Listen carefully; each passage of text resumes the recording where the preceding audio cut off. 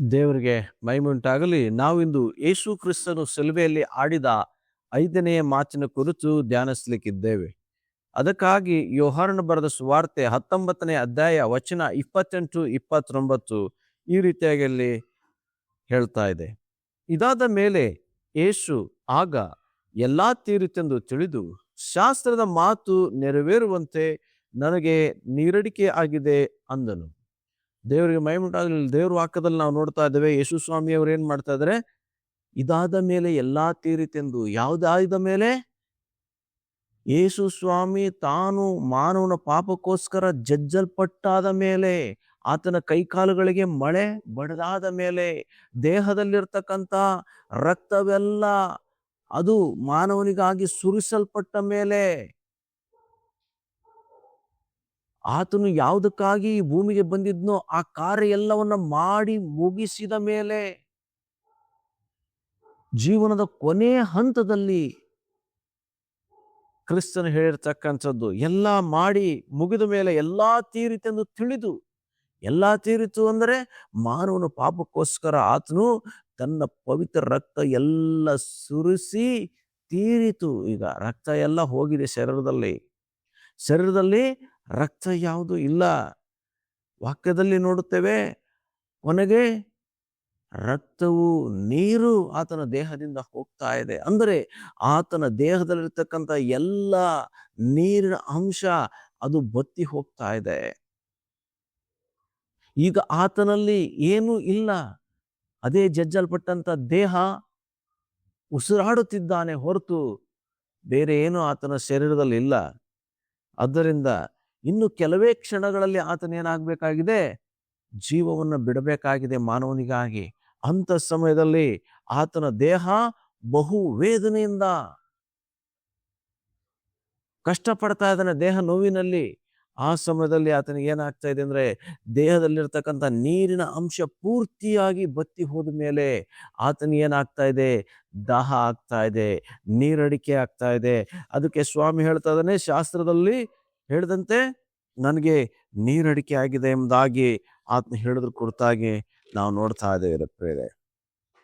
ಇವತ್ತು ಯೇಸು ಸ್ವಾಮಿ ಯಾಕೆ ದಾಹಗೊಂಡಿದ್ದಾನೆ ಶಿಲುಬೆಯಲ್ಲಿ ಎಂಬುದಾಗಿ ನೋಡುವಾಗ, ಆತನ ರಕ್ತವೆಲ್ಲ ನಮಗಾಗಿ ಸುರಿಸಿದ್ರಿಂದ ಆತನು ದಾಹಗೊಂಡಿದ್ದಾನೆ. ಮಾತ್ರವಲ್ಲ, ಆತನು ನಮ್ಮ ಹಾಗೆ ಸಂಪೂರ್ಣವಾಗಿ ಭೂಮಿಗೆ ಬಂದ ಸಮಯದಲ್ಲಿ ಮಾನವನಾಗಿದ್ದನು. ಆತನಿಗೆ ಮಾನವ ಶರೀರ ಇತ್ತು. ಆದ್ದರಿಂದ ಆತನ ಏನ್ ಮಾಡಿದ್ದಾನೆ ಅಂದ್ರೆ ದಾಹಗೊಂಡಿದ್ದಾನೆ. ಅದಕ್ಕಾಗಿ ಆತನ ಹೇಳ್ತಾ ಇದ್ದಾನೆ, ನನಗೆ ನೀರಡಿಕೆ ಆಗಿದೆ ಎಂಬುದರ ಕುರಿತಾಗಿ. ಮಾತ್ರವಲ್ಲ, ನಮ್ಮ ಆತ್ಮಿಕ ದಾಹವನ್ನ ತೀರಿಸಬೇಕಾಗಿತ್ತು. ನಾವು ಯಾವ ಗುಲಾಮತನದಲ್ಲಿದ್ದೆವೋ, ಯಾವ ಬಂಧನದಲ್ಲಿದ್ದೆವೋ ಅದರಿಂದ ಬಿಡಿಸಬೇಕಾಗಿತ್ತು.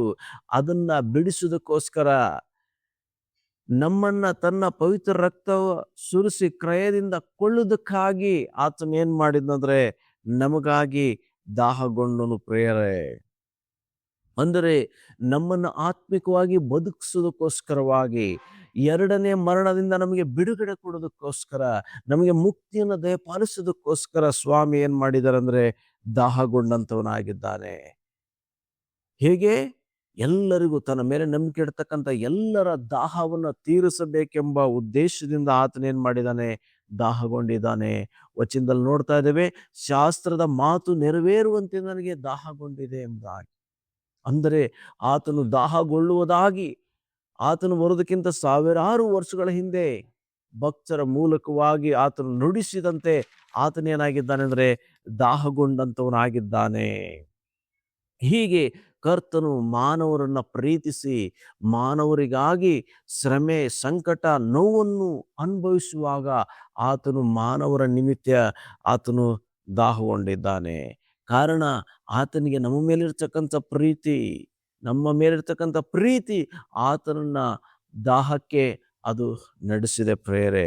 ಇವತ್ತು ಆತನನ್ನ ಅನುಸರಿಸುವಂತ ನಾವು, ಆತನ ಮೇಲೆ ನಂಬಿಕೆ ಇಟ್ಟಿರ್ತಕ್ಕಂಥ ನಾವು ಯಾವುದಕ್ಕಾಗಿ ದಾಹಗೊಂಡಿದ್ದೇವೆ ಎಂಬುದನ್ನ ನಾವು ಪರೀಕ್ಷಿಸ್ಕೊಳ್ಬೇಕಾಗಿದೆ. ಇವತ್ತು ದೇವ ಜನರು ಎಂಬುದಾಗಿ ಹೇಳಿಸ್ಕೊಳ್ತಕ್ಕಂಥ ನೀವು, ಕ್ರೈಸ್ತರು ಎಂಬುದಾಗಿ ಹೇಳಿಸ್ಕೊಳ್ತಕ್ಕಂಥ ನೀವು, ಆತನ ಹಿಂಬಾಲಕರು ಎಂಬುದಾಗಿ ಹೇಳ್ಕೊಳ್ತಕ್ಕಂಥ ನೀವು, ಆತನ ಸೇವಕರು ಎಂಬುದಾಗಿ ಹೇಳ್ಕೊಳ್ತಕ್ಕಂಥ ನೀವು, ಆತನ ಮಕ್ಕಳು ಎಂಬುದಾಗಿ ಹೇಳ್ಕೊಳ್ತಕ್ಕಂಥ ನೀವು ಯಾವುದಕ್ಕಾಗಿ ದಾಹಗೊಂಡಿದ್ದೀರಿ? ಇವತ್ತು ನಿಮ್ಮ ದಾಹ ಏನಾಗಿದೆ? ಕರ್ತನು ನಿಮ್ಮನ್ನು ರಕ್ಷಿಸುವುದಕ್ಕೋಸ್ಕರವಾಗಿ ದಾಹಗೊಂಡಿದ್ದಾನೆ. ನೀವು ಯಾವುದಕ್ಕಾಗಿ ಇವತ್ತು ದಾಹಗೊಂಡಿದ್ದೀರಿ?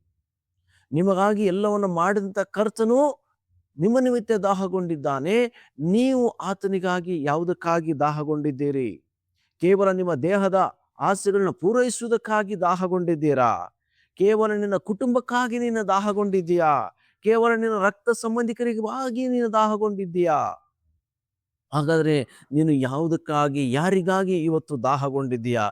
ನಿನ್ನ ದಾಹ ಏನಾಗಿದೆ? ಕರ್ತನಿಗಾಗಿ ನಿನ್ನ ದಾಹ ಏನು ಇವತ್ತು? ನಿನ್ನ ಪರೀಕ್ಷಿಸಿಕೊಳ್ತಕ್ಕಂಥದ್ದು ಬಹಳ ಮುಖ್ಯ. ಇವತ್ತು ನಾವು ನಮಗಾಗಿ ಕರ್ತನು ಈ ರೀತಿಯಾಗಿ ದಾಹಗೊಂಡಿರುವಾಗ ನಾವು ಸಹ ಏನ್ ಮಾಡಬೇಕಾಗಿದೆ ಅಂದ್ರೆ, ಆತನ ಮಕ್ಕಳಾದಂಥ ನಾವು, ಆತನ ನಮ್ಮ ಜೀವಿತದ ಸ್ವಂತ ರಕ್ಷಕನಾಗಿ ಅಂಗೀಕರಿಸಿರತಕ್ಕಂಥ ನಾನು ನೀವುಗಳು ದಾಹಗೊಳ್ಳಬೇಕಾಗಿದೆ. ಯಾವ ವಿಷಯದಲ್ಲಿ ನಾವು ದಾಹಗೊಂಡಿರ್ಬೇಕೆಂಬುದಾಗಿ ನೋಡುವಾಗ, ನಾವು ಈ ಭೂಮಿಗೆ ಯಾವುದಕ್ಕಾಗಿ ಬಂದಿದ್ದೇವೆ ಎಂಬುದನ್ನ ತಿಳಿದುಕೊಳ್ಳುವ ವಿಷಯದಲ್ಲಿ ನಾವು ದಾಹಗೊಳ್ಬೇಕು. ನಾವು ಯಾರು ಸಹ ಆಕಸ್ಮಿಕವಾಗಿ ಈ ಭೂಮಿಯಲ್ಲಿ ಇಲ್ಲ. ದೇವರ ಒಂದು ಯೋಜನೆಯನ್ನ ನೆರವೇರಿಸುವುದಕ್ಕೋಸ್ಕರವಾಗಿ ಬಂದಿದ್ದೇವೆ. ತಂದೆಯ ಯೋಜನೆಯನ್ನ ಕರ್ತನು ನೆರವೇರಿಸುವುದಕ್ಕೋಸ್ಕರ ಬಂದ ಹಾಗೆ ನೀನು ನಾನು ಇವತ್ತೇನ್ ಮಾಡಿದ್ದೇವೆ ಅಂದ್ರೆ, ಆ ಕರ್ತನ ಚಿತ್ತವನ್ನ ನೆರವೇರಿಸುವುದಕ್ಕೋಸ್ಕರ ಬಂದಿದ್ದೇವೆ. ಹಾಗಾದರೆ ಆ ಕರ್ತನ ಚಿತ್ತವನ್ನ ನೆರವೇರಿಸಕ್ಕೆ ಬಂದಿರತಕ್ಕಂಥ ನಾನು ನೀವುಗಳು ಹೇಗೆ ನನ್ನ ಕುರಿತಾಗಿರ್ತಕ್ಕಂಥ ಕರ್ತನ ಸಂಕಲ್ಪವನ್ನ ತಿಳ್ಕೊಳ್ಳೋದ್ರಲ್ಲಿ ದಾಹ ಇದೆ ನಮಗೆ? ನಾವು ಹೇಗೆ ಆತ ನಮ್ಮ ಕುರಿತಾಗಿ ಸಂಕಲ್ಪಿಸಿರ್ತಕ್ಕಂಥ ಯೋಜನೆ ತಿಳ್ಕೊಳ್ಳೋದ್ರಲ್ಲಿ ನಾವು ದಾಹಗೊಂಡಿದ್ದೇವೆ? ನಮ್ಮನ್ನು ನಾವು ಪರೀಕ್ಷೆ ಮಾಡ್ಕೋಬೇಕು. ಇವತ್ತು ಎಷ್ಟು ಜನರು ನಿಮ್ಮ ಕುರಿತಾಗಿರ್ತಕ್ಕಂಥ ಕರ್ತನ ಯೋಜನೆ ನೀವು ತಿಳ್ಕೊಂಡಿದ್ದೀರಿ? ನಿಮ್ಮನ್ನು ನೀವು ಪರೀಕ್ಷಿಸ್ಕೊಳ್ತಕ್ಕಂಥದ್ದು ಬಹಳ ಮುಖ್ಯ. ಇವತ್ತು ನೀನು ಈ ಭೂಮಿಯಲ್ಲಿ ಇರ್ತಕ್ಕಂಥದ್ದು ಒಂದು ಕೆಲಸವನ್ನು ಕೊಟ್ಟಿದ್ದಾನೆ. ಪ್ರತಿಯೊಬ್ಬೊಬ್ಬರಿಗೂ ಸಹ ಒಂದೊಂದು ಕೆಲಸವನ್ನು ಕೊಟ್ಟಿದ್ದಾನೆ.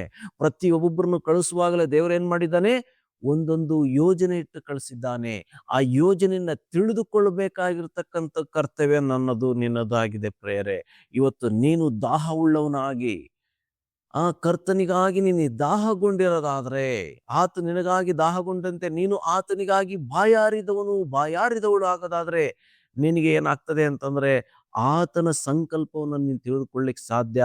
ನೀನು ಯಾವುದಕ್ಕಾಗಿ ಈ ಭೂಮಿಗೆ ಬಂದಿದ್ದೀಯಾ ಎಂಬುದನ್ನ ತಿಳಿದುಕೊಳ್ಳಿಕ್ ಸಾಧ್ಯ. ಆ ಕೆಲಸವನ್ನು ನೀನು ಮಾಡ್ಲಿಕ್ಕೆ ಸಾಧ್ಯ. ದೇವರ ನಾಮವನ್ನು ಮಹಿಮೆ ಮಾಡ್ಲಿಕ್ಕೆ ಸಾಧ್ಯ. ಆದ್ದರಿಂದ ಇವತ್ತು ನೀನು ಕರ್ತನಿಂದ ಯಾವುದಕ್ಕಾಗಿ ಭೂಮಿಗೆ ಕಳಿಸಲ್ಪಟ್ಟಿದ್ದಿ ಎಂಬ ವಿಷಯವನ್ನು ತಿಳ್ಕೊಳ್ಳೋದ್ರಲ್ಲಿ ನಿನಗೆ ದಾಹ ಇರಬೇಕು. ದಾಹ ಇರೋರಿಗೆ ಮಾತ್ರವೇ ಈ ಜೀವ ಜಲ ಸಿಗ್ಲಿಕ್ಕೆ ಸಾಧ್ಯತೆ ಇದೆ. ಅದರಿಂದ ಕರ್ತನು ನಿನಗೆ ತಿಳಿಸ್ಬೇಕಪ್ಪ ಅಂದ್ರೆ, ಈ ಭೂಮಿಗೆ ಯಾವುದಕ್ಕಾಗಿ ನೀನು ಬಂದಿದ್ದೀಯ ಎಂಬುದಾಗಿ ಕರ್ತನು ನಿನಗೆ ಗೋಚರ ಪಡಿಸ್ಬೇಕು, ತಿಳಿಸ್ಬೇಕು. ದೇವ್ರ ನಿನ್ನ ಜೊತೆ ಮಾತನಾಡ್ಬೇಕಾದ್ರೆ ನೀನೇನ್ ಮಾಡ್ಬೇಕಾಗಿದೆ ಅಂತಂದ್ರೆ, ಲೋಕದ ಪಾಲಿಗೆ ಸತ್ತವನಾಗಿ ನೀನು ಕರ್ತನಿಗಾಗಿ ದಾಹಗೊಳ್ಬೇಕು. ನೀನು ದಾಹಗೊಂಡಾಗ ಕರ್ತನ ಏನ್ ಮಾಡ್ತಾನೆ? ತನ್ನ ಯೋಜನೆಯನ್ನು ನಿನಗೆ ಪ್ರಕಟಪಡಿಸ್ತಕ್ಕಂಥವನು, ತನ್ನ ಯೋಜನೆ ಮಾಡ್ಲಿಕ್ಕೆ ನಿನ್ನನ್ನ ನಡೆಸ್ತಕ್ಕಂಥವನು ಆಗಿದ್ದಾನೆ ಪ್ರೇಯರೇ. ಅದರಿಂದ ಇವತ್ತು ಕರ್ತನ ಮಕ್ಕಳೆಂಬುದಾಗಿ ಹೇಳ್ಕೊಳ್ತಕ್ಕಂಥ ನಾವುಗಳು ಆತನ ಯೋಜನೆ ತಿಳಿದುಕೊಳ್ಳಕ್ಕೆ ನಾವು ದಾಹ ಉಳ್ಳವರಾಗಬೇಕು. ತಿಳಿದುಕೊಂಡವರಾಗಿ ಅದನ್ನ ಮಾಡುವುದರಲ್ಲಿ ನಾವೇನ್ ಮಾಡ್ಬೇಕಾಗಿದೆ ಅಂತಂದ್ರೆ, ದಾಹಗೊಳ್ಳಬೇಕು. ಅಂದ್ರೆ ಕೇವಲ ನನ್ನನ್ನ ದೇವರು ಯಾವುದಕ್ಕಾಗಿ ಕಳಿಸಿದಾನೆಂಬುದು ತಿಳಿದುಕೊಳ್ತಕ್ಕಂಥ ದಾಹ ಮಾತ್ರವಲ್ಲ, ತಿಳಿದುಕೊಂಡ ಮೇಲೆ ಏನ್ ಮಾಡ್ಬೇಕಾಗಿದೆ? ಆ ಒಂದು ಯೋಜನೆ ನೆರವೇರಿಸಲಿಕ್ಕೆ ನಾವು ದಾಹಗೊಳ್ಬೇಕು.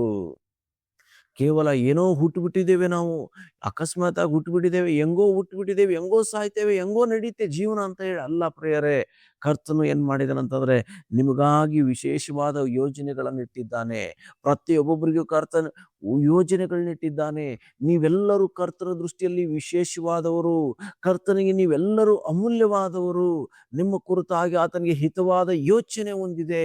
ಆ ಯೋಚನೆ ತಿಳಿಸ್ಕೊಳ್ಳಿಕ್ಕೆ ನೀನೇನಾಗಿರ್ಬೇಕು? ದಾಹದಿಂದ ತುಂಬಿರಬೇಕು. ದಾಹದಿಂದ ತುಂಬಿದವನಾಗಿ ಅದನ್ನು ತಿಳಿದುಕೊಂಡು ಏನ್ ಮಾಡಬೇಕು? ಆ ಕರ್ತನ ಕೆಲಸವನ್ನ ಮಾಡುವುದ್ರಲ್ಲಿ ನೀನು ದಾಹಗೊಳ್ಬೇಕು. ದೇವರಿಗಾಗಿ ದಾಹಗೊಳ್ಳೋದಂದ್ರೆ ಆತನ ಕೆಲಸಗಳನ್ನ ಮಾಡೋದ್ರಲ್ಲಿ ದಾಹಗೊಳ್ಳೋದು. ಆತನ ಕೆಲಸ ಯಾವುದು ಹಾಗಾದ್ರೆ? ಆತನನ್ನ ನಾಮವನ್ನು ಪ್ರಚುರಪಡಿಸ್ತಕ್ಕಂಥದ್ದು, ಆತನನ್ನ ಮಹಿಮೆ ಮಾಡತಕ್ಕಂಥದ್ದು, ಆತನ ಯಾರು ಎಂಬುದಾಗಿ ಇತರಿಗೆ ಹಂಚಿಕೊಳ್ಳತಕ್ಕಂಥದ್ದು. ಈ ಆತ್ಮಿಕ ಸಂಗತಿಗಳಲ್ಲಿ ನೀನೇನ್ ಮಾಡ್ಬೇಕಾಗಿದೆ ಅಂತಂದ್ರೆ ದಾಹಗೊಳ್ಬೇಕಾಗಿದೆ. ಅದಕ್ಕಾಗಿ ಸ್ವಾಮಿ ಏನ್ ಮಾಡಿದಾರೆ ಅಂತಂದ್ರೆ ಇವತ್ತು ನಿನ್ನನ್ನು ಈ ಸಂದೇಶನ ಆಲಿಸ್ಲಿಕ್ಕೆ ಕರೆದಿದ್ದಾನೆ. ಅದರಿಂದ ನೀನು ಈ ಸಂದೇಶವನ್ನು ಕೇಳಿಸ್ಕೊಳ್ತಕ್ಕಂಥ ಸಹೋದರ ಸಹೋದರಿ, ನೀನು ಕರ್ತನಿಗಾಗಿ ದಾಹಗೊಳ್ಳೋದು ಬಹಳ ಅಗತ್ಯವಾಗಿದೆ. ಯಾಕಂದ್ರೆ ನೀನು ದಾಹಗೊಳ್ಳದೆ ನೀನು ಇತರರಿಗೆ ಆಶೀರ್ವಾದವಾಗಲಿಕ್ಕೆ ಸಾಧ್ಯವಿಲ್ಲ. ನೀನು ಕರ್ತನಿಗಾಗಿ ದಾಹಗೊಳ್ಳದೆ ನೀನು ಕರ್ತನಿಗಾಗಿ ಏನನ್ನೂ ಮಾಡ್ಲಿಕ್ಕೆ ಸಾಧ್ಯವಿಲ್ಲ. ನಿನ್ನ ಮೂಲಕವಾಗಿ ಅನೇಕರು ಆಶೀರ್ವದಿಸಲ್ಪಡಲಿಕ್ಕೆ ಸಾಧ್ಯವಿಲ್ಲ. ನಿನ್ನಿಂದ ಅನೇಕರು ಆಶೀರ್ವದಿಸಲ್ಪಡಬೇಕು. ಅನೇಕರು ಸತ್ಯವನ್ನು ಕಂಡುಕೊಳ್ಬೇಕಾದ್ರೆ ಇವತ್ತು ನೀನು ಆತ್ಮಿಕವಾಗಿ ದಾಹಗೊಳ್ತಕ್ಕಂಥದ್ದು ಮುಖ್ಯ. ನಿನ್ನ ದಾಹ ಅನೇಕರ ದಾಹವನ್ನು ತೀರಿಸ್ಬೇಕು. ನಿನಗೆ ಕರ್ತನ ಮೇಲೆ ಇರ್ತಕ್ಕಂಥ ದಾಹ ಅನೇಕರ ಆತ್ಮಿಕ ಕೊರತೆ ನೀಗಿಸ್ಬೇಕು. ಅದಕ್ಕಾಗಿ ಇವತ್ತು ಕರ್ತನ ಏನ್ ಮಾಡಿದ್ದಾನೆ ಅಂದ್ರೆ ನಿನ್ನ ಈ ಸಂದೇಶವನ್ನು ಆಲಿಸ್ಲಿಕ್ಕೆ ಕರೆದಿದ್ದಾನೆ. ಅದರಿಂದ ನಮ್ಮನ್ನು ನಾವು ದೇವರಸ್ತಕ್ಕೆ ಒಪ್ಪಿಸ್ಕೊಳ್ಳೋಣ. ಸ್ವಾಮಿ, ನಾವು ನಿನ್ನ ರಾಜ್ಯಕ್ಕಾಗಿ ನೀತಿಗಾಗಿ ತೌಕ ಪಡ್ತಕ್ಕಂಥ ಮಕ್ಕಳು, ಅದಕ್ಕಾಗಿ ದಾಹವುಳ್ಳ ಮಕ್ಕಳಾಗಿ ನಮ್ಮನ್ನು ಮಾರ್ಪಡಿಸು. ನಾವು ನಮ್ಮ ಯೋಚನೆಯಂತೆ ನಡೆಯದೆ ಪ್ರತಿನಿತ್ಯ ನಾವು ನಿಮ್ಮ ಯೋಜನೆಯಂತೆ ನಿಮ್ಮ ಚಿತ್ತದಂತೆ ನಡಿಬೇಕು. ನೀವು ನಮಗಾಗಿ ಹೇಗೆ ದಾಹಗೊಂಡಿದ್ದೀರೋ ಹಾಗೆಯೇ ನಾವು ನಿಮ್ಮ ಕಾರ್ಯಗಳನ್ನ ಮಾಡೋದ್ರಲ್ಲಿ ದಾಹಗೊಂಡವರಾಗಿ ಈ ಭೂಲೋಕದಲ್ಲಿ ನಿನ್ನವರಾಗಿ ಜೀವಿಸಿ ನಾವು ಅನೇಕರಿಗೆ ನಿನ್ನ ಮುಕ್ತಿಯ ಮಾರ್ಗವನ್ನು ತೋರಿಸ್ಲಿಕ್ಕೆ ನಮಗೆ ಸಹಾಯ ಮಾಡು. ನೀವು ನಮಗೋಸ್ಕರವಾಗಿ ದಾಹಗೊಂಡಿದ್ದಕ್ಕಾಗಿ ಸ್ತೋತ್ರ ಎಂಬುದಾಗಿ ಆತನಲ್ಲಿ ಸ್ತೋತ್ರ ಸಲ್ಲಿಸಿ ಪ್ರಾರ್ಥನೆ ಮಾಡೋಣ. ಸರ್ವಶಕ್ತನಾಗಿರುವ ಪ್ರಭು, ಈ ಸಮಯಕ್ಕಾಗಿ ಸ್ತೋತ್ರ. ನೀವು ಸಿಲುಬೆಯಲ್ಲಿ ಹೇಳಿದ 5ನೇ ಮಾತಿಗಾಗಿ ಸ್ತೋತ್ರ. ಹೌದು, ಶಾಸ್ತ್ರದಲ್ಲಿ ಹೇಳುವಂತೆ ನನಗೆ ನೀರಡಿಕೆಯಾಗಿದೆ ಎಂಬುದಾಗಿ ಹೇಳುವಂತೆ ಸ್ವಾಮಿ, ಅಪ್ಪ, ನೀವು ನಮ್ಮ ನಿಮಿತ್ತವಾಗಿ ದಾಹಗೊಂಡ್ರಿ ಸ್ವಾಮಿ. ಹಾಗೆಯೇ ನಾವುಗಳು ಸ್ವಾಮಿ ನಿಮಗಾಗಿ ದಾಹಗೊಳ್ಳಕ್ಕೆ, ನಿಮ್ಮ ರಾಜ್ಯಕ್ಕಾಗಿ ನೀತಿಗಾಗಿ ತೌಕ ಪಡಲಿಕ್ಕೆ ನಮಗೆ ಸಹಾಯ ಮಾಡು. ನಿನ್ನ ಚಿತ್ತದ ಮೇರೆಗೆ ನಾವು ದಾಹವುಳ್ಳವರಾಗಿ ಆತ್ಮಿಕ ವ್ಯಕ್ತಿಗಳಾಗಿ ಕಾಣಿಸಿಕೊಳ್ಳುವಂತೆ ಅನೇಕರ ಆತ್ಮಿಕ ದಾಹವನ್ನು ತೀರಿಸ್ತಕ್ಕಂಥ ವ್ಯಕ್ತಿಗಳಾಗಿ ನಮ್ಮನ್ನು ಮಾರ್ಪಡಿಸು. ಸಂದೇಶ ಕಳಿಸಿಕೊಂಡು ಪ್ರತಿಯೊಬ್ಬರನ್ನ ಆಶೀರ್ವಾದ ಮಾಡು. ಇವರು ಯಾವುದಕ್ಕೆಲ್ಲ ದಾಹಗೊಂಡಿದ್ದಾರೋ ಸ್ವಾಮಿ, ನೀನು ಕರ್ತನೆ ಇವ್ರನ್ನ ಆಶೀರ್ವಾದ ಮಾಡು. ಲೋಕದ ಪಾಪದ ಎಲ್ಲ ದಾಹದಿಂದ ಬಿಡುಗಡೆ ಕೊಡು ಸ್ವಾಮಿ. ಆತ್ಮಿಕ ದಾಹ, ನೀತಿಗಾಗಿ ದಾಹ, ಮುಕ್ತಿಗಾಗಿ ದಾಹ, ರಕ್ಷಣೆಗಾಗಿ ದಾಹವುಳ್ಳವರಾಗಿ ನಡೆದುಕೊಳ್ಳಕ್ಕೆ ಸಹಾಯ ಮಾಡು. ಹಾಗೆ ಮಾಡೋ ದೇವರಾಗಿರೋದಕ್ಕಾಗಿ ಸ್ತೋತ್ರ. ನೀವು ದಾಹಗೊಳ್ಳೋದ್ರ ಮೂಲಕವಾಗಿ ನಮಗೆ ನಿತ್ಯ ಜೀವವನ್ನು ನೀವು ಕೊಟ್ಟಿದ್ದಕ್ಕಾಗಿ ಸ್ತೋತ್ರ. ಯೇಸು ನಾಮದಲ್ಲಿ ತಂದೆಯೇ, ಆಮೇನ್. ದೇವರು ನಿಮ್ಮನ್ನು ಆಶೀರ್ವಾದ ಮಾಡಲಿ. ಈ ಸಂದೇಶ ನಿಮಗೆ ಆಶೀರ್ವಾದಕರವಾಗಿದ್ರೆ ಇದನ್ನು ನಿಮ್ಮ ಸ್ನೇಹಿತರೊಂದಿಗೆ ಹಂಚಿಕೊಳ್ಳಿ. ಹಾಗೆ ಇನ್ನೂ ಚಾನಲ್ಗೆ ಸಬ್ಸ್ಕ್ರೈಬ್ ಮಾಡಿಲ್ಲ ಅಂದರೆ ಸಬ್ಸ್ಕ್ರೈಬ್ ಮಾಡೋದ್ರ ಮೂಲಕವಾಗಿ ಸೇವೆಗೆ ಪ್ರೋತ್ಸಾಹಿಸಿ ಎಂದು ಯೇಸು ಕ್ರಿಸ್ತನಲ್ಲಿ ವಿನಂತಿಸಿಕೊಳ್ತೇನೆ.